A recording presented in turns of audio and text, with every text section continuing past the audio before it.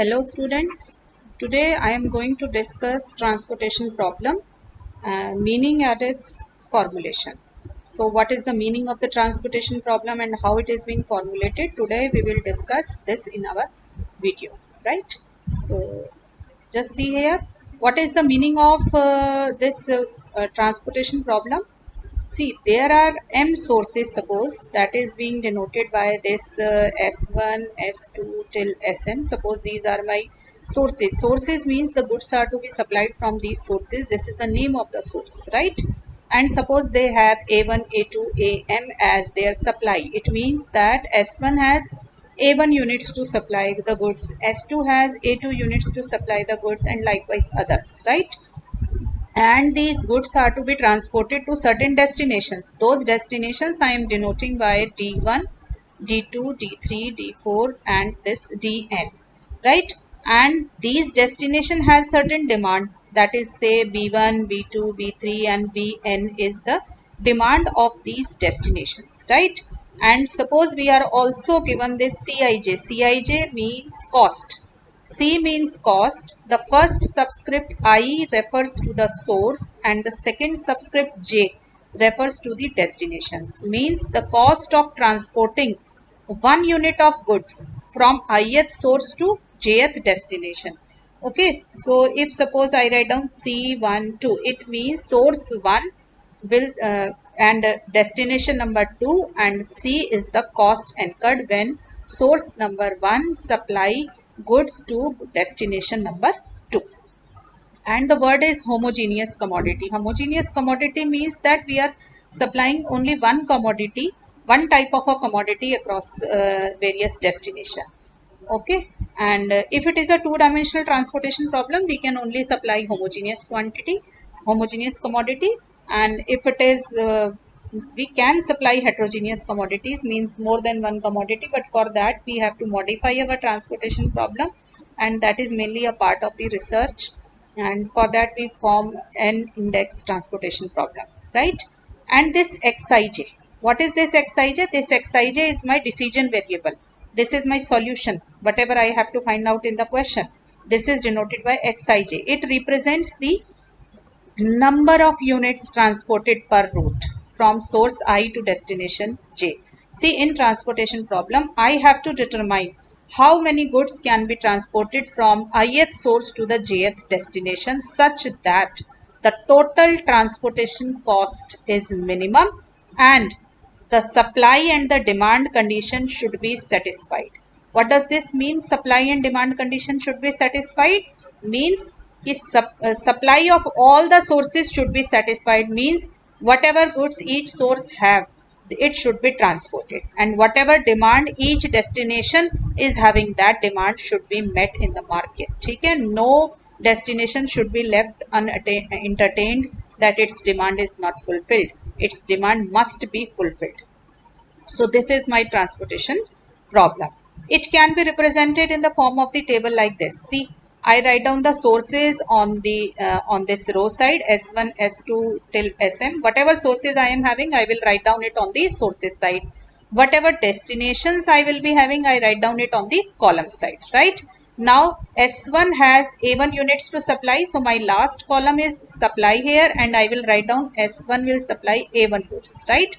S2 will supply A2 number of units. ऐसे ही SM will supply AM number of units. Now come to destination. This is destination number 1. The demand of destination number 1 is B1.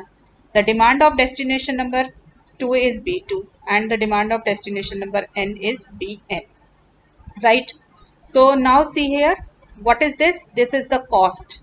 C11 is the cost of supplying 1 unit of good from S1 to D1. So I write down in the corner of the cell S1 D1 the cost. Cost is always written at the corner of the cell. Similarly, I write down C12. Likewise, other values of cost. And this X11, this is my solution. When I will explain how to solve a transportation problem, I will be finding this Xij's, X11, X12, X13. This will be my answer. This X11 denotes how many goods are to be transported from each source to each destination. This is our objective. we have to find out the value of these xi's, ठीक है, xij's. So this is how the transportation problem is to be formed. Transportation table is to be formed, right? And this rim condition means demand and supply condition, right?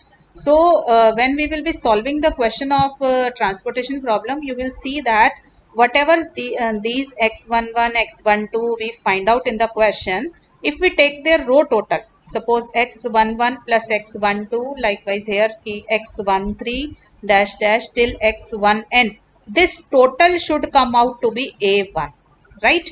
This is supply condition. Similarly, second row total x21 plus x22 dash dash till x2n, this total should come out to be A2, right? And similarly xm1 plus xm2 dash dash till xmn, this total should come out to be An. So these all are my supply constraints here. Now come to the column part. The column total should also match, like x11 plus x21 plus xm1 should come out to be equal to b1. So total of these xij's over the column should match the demand column, right? So x12 plus x22 plus xm2 should come out to be equal to b2, right? Similarly, this column x1n plus x2n plus dash dash till xmn should come out to be my bn. So these are my demand constraints. And how much cost will be incurred while doing all this? Just see. This is C11 is the cost of per unit supplying the goods, per unit cost of supplying the goods. So C11 multiplied by this X11, because X11 denotes the quantity to be supplied. So when I multiply cost by quantity, I get the total cost of supplying goods from S1 to D1. So my cost function should be C11 multiplied by X11 plus C12 multiplied by X12 plus dash dash C1n multiplied by X1n, then plus C21 multiplied by X21. Similarly, other values. So this will become my cost function, and my objective is to minimize this cost function, right? So my formulation of transportation problem becomes this one. Minimum z. Min z means minimum. Z say I have denoted my objective function. So Cij Xij means C11 into X11 plus C12 into X12, like that. So whatever, this is the total cost function that I have to minimize, right? Subjected to, see, I told you that row total and column total should match. I told you that your x11 plus x12 plus dash dash till x1m should come out to be A1. So this is my first constraint. Then x21, yes, second row total is x21 plus x22 plus dash dash till x2m equal to A2. So all these supply constraints are written like this in a compact way, right? So this is my supply constraint, and this is my demand constraint. This is column wise total, right? This will become x11 plus x21 plus dash dash till xn1 equal to b1, right? This is the total of first column, then the total of second column. All these demand constraints will be occupied in this summation sign. This last one, xij greater than equal to 0 for all I and j, this means that all the decision variables, whatever we will find out in the question, these x11, x12, x1n, whatever these variables, they all are greater than equal to 0. This is called a non-negativity restriction. I can never say that I will supply -2 goods, -2 units of good from ith source to jth destination. Whenever the goods are to be supplied, they are always positive number. So this is called non-negativity restriction. This must hold, right? So this is how the formulation of transportation problem is done. Now we will discuss some basic terminology of this. This is first balanced transportation problem. See, whenever you have to solve the question of transportation problem, the very first thing that you have to check is whether it is being balanced or not, right? So to check whether it is balanced or not, we will check total supply should be equal to total demand. So supply is being denoted by AI and demand is being denoted by Vj. So total of AI should come out to be total of Vj. So you have to take the total of supply column, you have to take the total of demand column, that total should come out to be equal, then the problem is said to be balanced and you can solve your balanced transportation problem only then, right? Now come to unbalanced transportation problem. Very simple. If total demand does not come out to be equal to total supply, then the problem is said to be unbalanced transportation problem. See, to apply various algorithms of transportation problem, you need to first balance the transportation problem. So when we will be doing the questions of unbalanced transportation problem, then I will let you know how to make the problem balanced, right? Now come to assumptions of a transportation problem. See, while formulating the various algorithms of transportation problem, we have taken certain assumptions. See, sometimes it is being asked in Viva or in interview, what are the assumptions of transportation problem? See, we have to supply the homogeneous quantity, homogeneous commodity. That is, only one type of commodity is being transported across the destinations, right? And cost value is always an integer. We are not taking the fractional values.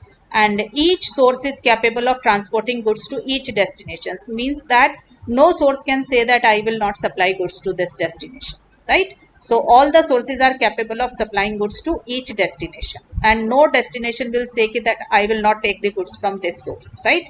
Even if it says, then we have to first modify our table to satisfy the basic assumption of the transportation problem, right?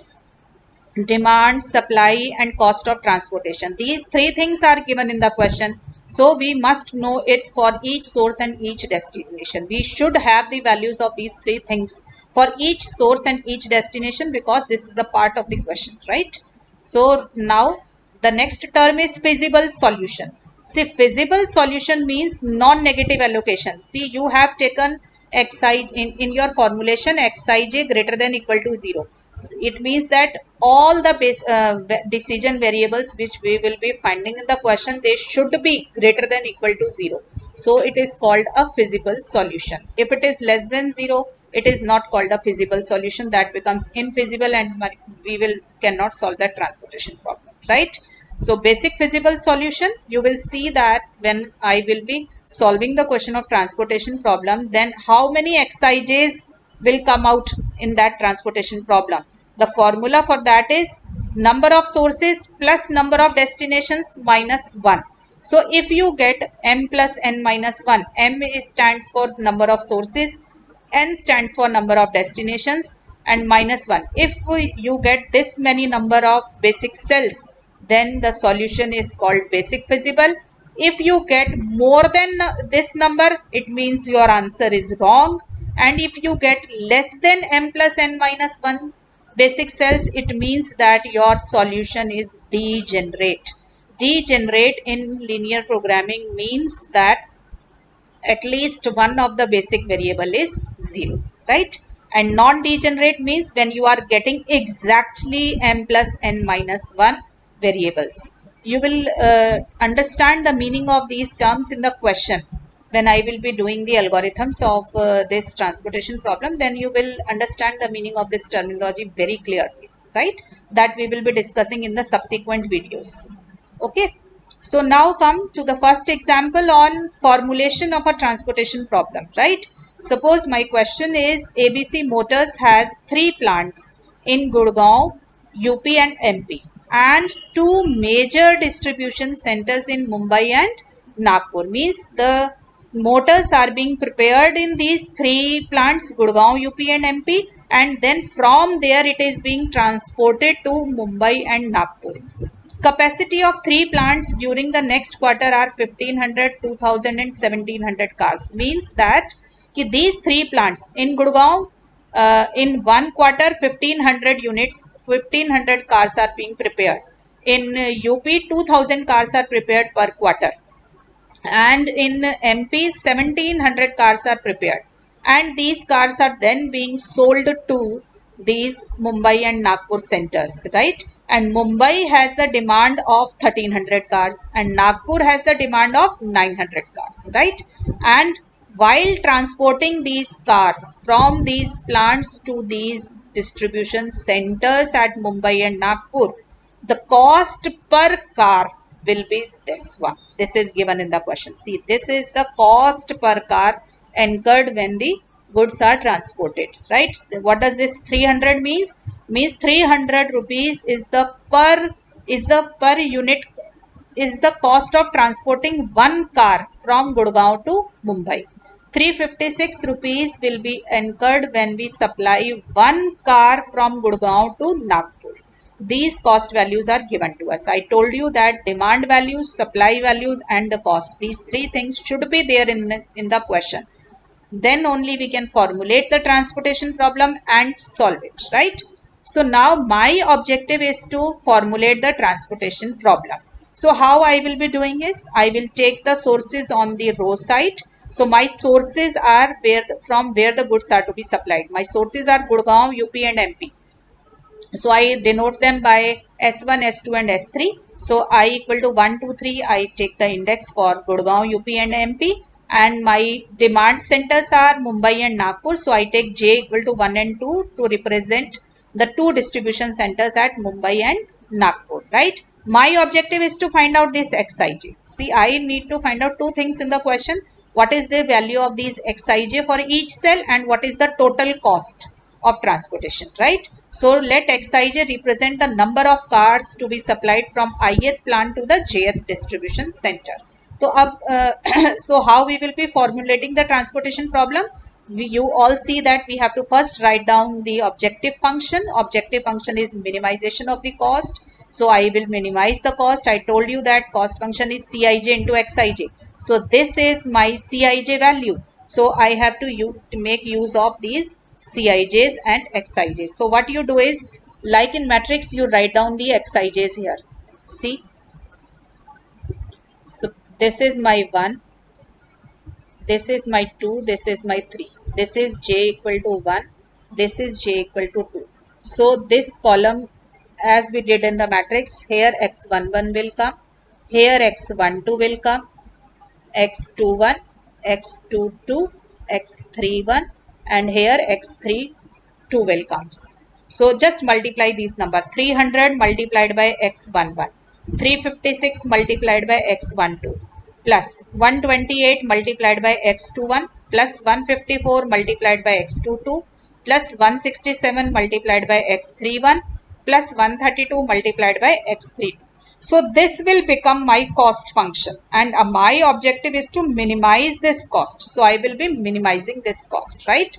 Now subjected to the constraint. Constraint means limitations. Limitations, what limitations are I am supposed to have? That row total and column total should match. See, in question what is given to us? Just write down the supply of each column here. Just write down the supply of each column here. See, Gurgaon has the capacity of 1500. This is given in the question. UP has 2000 and this has 1700. So this is my supply values, right? So my row total will be x11 plus x12 equal to 1500. My column next row total is x21 plus x22 equal to 2000. Third is x31 plus x32 equal to 1700. So these three will be my supply constraints, right? Now see column total.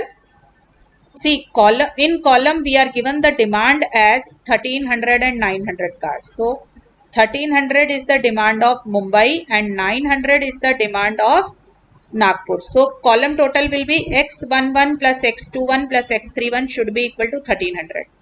And here the column total should be x12 plus x22 plus x32 should be equal to 900.